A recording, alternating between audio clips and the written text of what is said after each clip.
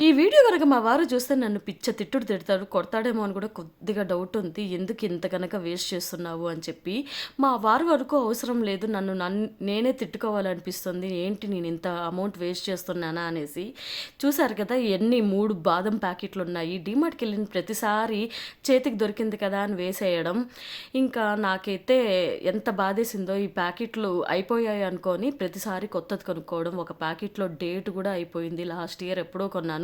అది కూడా KG packet. దాన్నేం చేయాలో నాకర్థం కావట్లేదు. మీరైతే ఐడియా ఇవ్వండి. నాకైతే ఆ బాదం పప్పుల్ని యూజ్ చేసి బాదం ఆయిల్ అయితే తీయాలనిపిస్తుంది. ఏమంటారు?